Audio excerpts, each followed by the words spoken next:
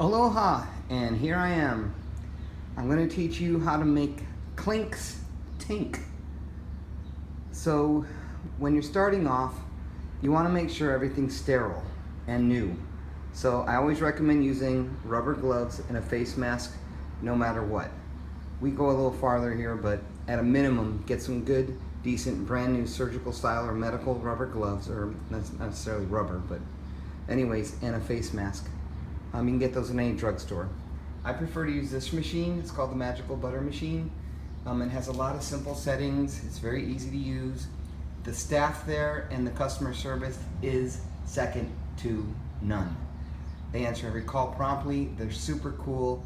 You can tell they're in the lifestyle and they know what they're talking about. Don't be overt if you're using cannabis, because obviously they can't discuss that on the phone. Just call it your herb or your medicine. Again, I am not a big proponent of recreational use for people who don't need it, but if you have anxiety, stress, insomnia, cachexia, cancer, AIDS, HIV, severe and chronic pain, but it really has to be quite severe and chronic, or severe and chronic nausea, anything you've been diagnosed for with spasms or seizures. You can check with your own medical resources to find out how medical cannabis can assist you. But I think recreational use at this point for just getting high, I'm not going to recommend it, because the quality of the things that are available today and the ways of doing it available today are a lot different and much more potent and dangerous than anything that was available when I was younger and would have said something different. All right, let's get to the recipe. I like using MCT oil, which is medium chain triglycerides. This is one I use from Luxury Naturally, Verdana, and as you can see, it has 0 sodium, 0 cholesterols, 0 protein, 0 sugars, and only 130, that's true, 130 calories. And they're all from fat. There's 0 trans fat and only 14 grams of saturated fat. You're going to be using this in very small doses, so I wouldn't worry too much about the calories. Again, make sure you're getting organic, food grade, non-GMO, and if it's that case, if you're a Muslim doctor, it's Muslim approved. If you're a Jewish doctor, it is kosher, and we create it as kosher. Here's my herbs I'm going to be using for this batch. That's 4 ounces of Hawaii's finest. I also like to put in a teaspoon per cup. A teaspoon per cup of liquid lecithin. That does pull out more of the extractions during the cooking process, so you have more medicine, not just THC, but it'll also help get more THC out. I prefer to use 2 different scales. This is a large scale we use for cooking, but I like to make sure that it's titrated accurately, so I have a very sensitive scientific scale here. I hate calling it scientific, but it is that specifically tolerant and sensitive.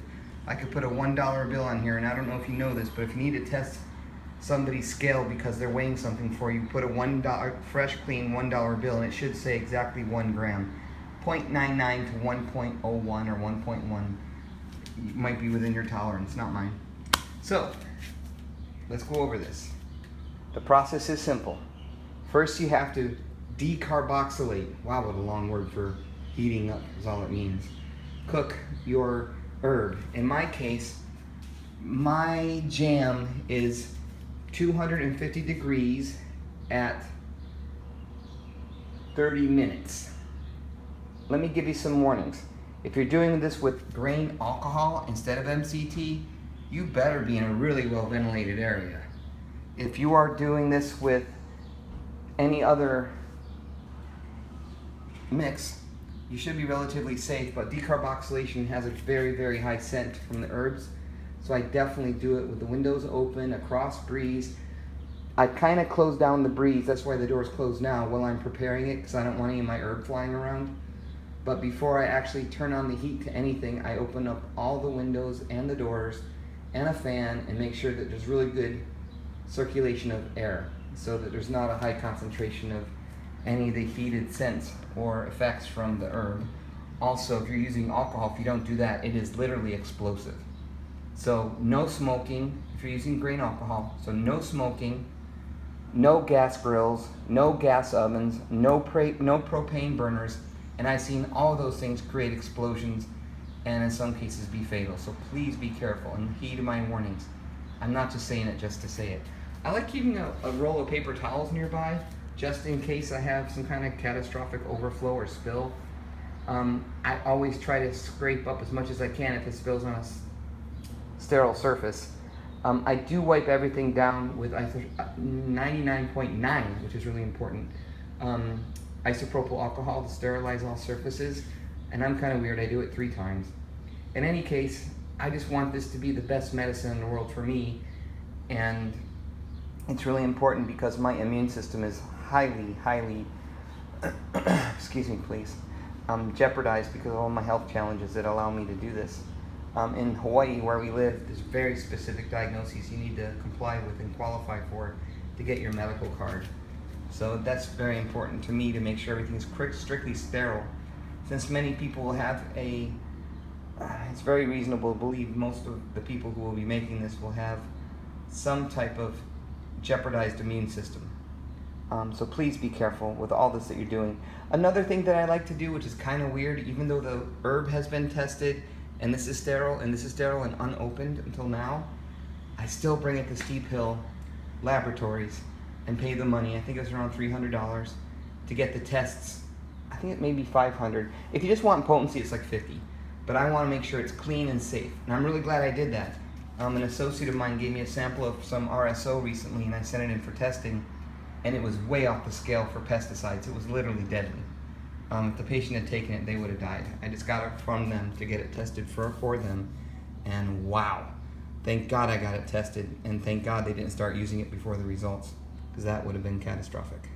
So, this all being said, another thing that I think is important is you can do the same stuff with hemp, which will be high in the medicines, the CBD and all the other elements that are very healthy, but almost have non-existent THC. So there will be no high, but the medicine will be very potent with everything else, which is not psychotropic. So there will be no mental effect. A lot of people definitely want to get as much THC as possible. So the recipe I'm telling you, although I might make some variances here for what I'm making, is based on people wanting to get as much THC as they get all the other medicines as well.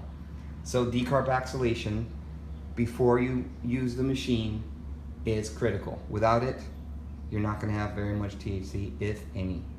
So I'll go ahead and I'll take my herbs, I'll weigh them out, I'll lay them on this platter, and then from there I'll go ahead and put this in the oven at 250 degrees. I think I'll preheat it right now, if I can figure out how to. Okay. Make sure there's nothing in there first, right? Learn that one the hard way. Okay, and then we want the oven.